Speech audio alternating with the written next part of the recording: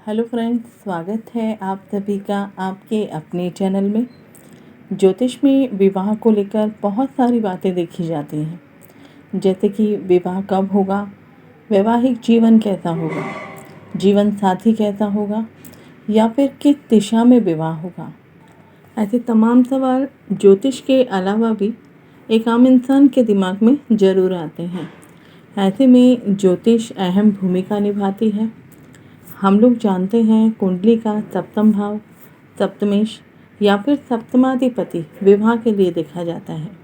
जब भी इस भाव या भावेश से संबंधित ग्रहों की दशा, अंतर्दशा या फिर प्रत्यंतर दशा आती है तो विवाह की संभावनाएं भी बढ़ जाती हैं। लेकिन कई बार ऐसा भी होता है कि इनसे संबंधित ग्रहों की दशा में भी विवाह नहीं हो पाता, यहाँ तक कि कोई प्रपोजल भी नहीं आ पाता। तो घर वालों को या फिर जो विवाह की उम्र के होते हैं तो उनके मन में कई तरीके की शंका होती है कि क्या मेरे जीवन में विवाह का सुख नहीं है, क्या मैं अविवाहित रहूँगा या रहूँगी। इसके लिए हमें केवल सप्तम भाव, सप्तमेश या फिर सप्तमाधिपति पर ही फोकस नहीं करना चाहिए, बल्कि कुंडली के 6 अन्य भाव और भावेश को देखना चाहिए, चंद्रमा को देखना चाहिए, शुक्र को देखना चाहिए और साथ ही साथ लग्न को देखना चाहिए। गुरु, शनि, मंगल को देखना चाहिए, राहु को देखना चाहिए, जिसकी चर्चा हमने पिछली वीडियो में भी की थी। इन सब के साथ साथ हमें नवांश चार्ट में ये सब बातें देखनी चाहिए, क्योंकि हम सभी जानते हैं नवांश वैवाहिक जीवन के लिए देखा जाता है। विवाह के साथ साथ ग्रहों की स्ट्रेंथ हमें नवांश से ही देखने को मिलती है। नवांश में आप केवल 2 ही भावों से अपने वैवाहिक जीवन के बारे में अंदाज़ा लगा सकते हैं। एक 4th हाउस, 4th लॉर्ड और दूसरा है 7th हाउस, 7th लॉर्ड। अगर इन दोनों भावों पर और दोनों भावों के स्वामियों पर शुभ प्रभाव है तो आपको अपने विवाह से सुख प्राप्त होगा, और यदि इन दोनों भावों पर या फिर इनके स्वामियों पर अशुभ प्रभाव है तो वैवाहिक जीवन सुखमय नहीं होगा। इसका अर्थ ये नहीं है कि विवाह नहीं होगा, और अगर होगा तो टूट जाएगा, डिवोर्स हो जाएगा। तो उसके लिए भी बहुत सारे अन्य पैरामीटर्स देखे जाते हैं।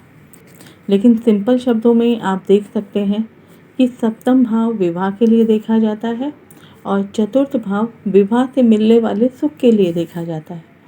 अब सवाल आता है कि विवाह कब होगा, इसे नवांश में कैसे देखें।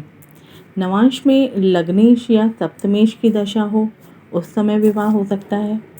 लग्न में बैठे हुए ग्रहों की दशा में विवाह हो सकता है। लग्नेश, सप्तमेश दोनों की दशा में विवाह हो सकता है।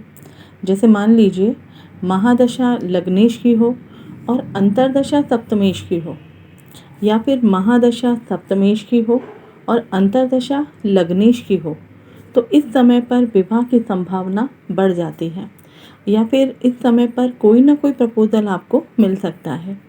इसके अलावा यदि लग्न में मंगल या शुक्र हो या सप्तम भाव में मंगल या शुक्र हो तो इनकी दशाओं में भी विवाह संभव हो सकता है। मान लीजिए लग्न लग्नेश या सप्तम सप्तमेश की दशाएं ना हो तो लग्न या सप्तम भाव में बैठे ग्रहों की दशा में विवाह हो सकता है। लग्न या सप्तम भाव को देखने वाले ग्रहों की दशाओं में भी विवाह हो सकता है। जैसे जुपिटर अगर लग्न में हो, 3rd हाउस में हो, 11th हाउस में हो, तो जुपिटर की जब भी दशा अंतर्दशा आएगी तो उस दशा में विवाह संभव हो सकता है। तो विवाह के लिए लग्न और सप्तम भाव की दशाओं पर ध्यान देना बहुत ज़रूरी है। अगर दशाओं का संबंध इन भाव से है तो विवाह करवा सकता है, अगर नहीं है तो विवाह इन दशाओं में नहीं होगा। इसके अलावा इन भावों में बैठे ग्रहों की दशा हो या फिर इनको आस्पेक्ट करने वाले ग्रहों की दशा में विवाह की संभावना बढ़ जाती है। आशा करती हूँ इस छोटे से वीडियो से आपको विवाह के सही समय की जानकारी अच्छी लगी होगी। अगर आपके भी कोई प्रश्न है तो कमेंट बॉक्स में आप अपने प्रश्न रख सकते हैं। मिलते हैं विवाह से संबंधित एक और नई जानकारी के साथ। तब तक आप अपना और अपने परिवार का ख्याल रखें, सुरक्षित रहें। जय हिंद, जय भारत।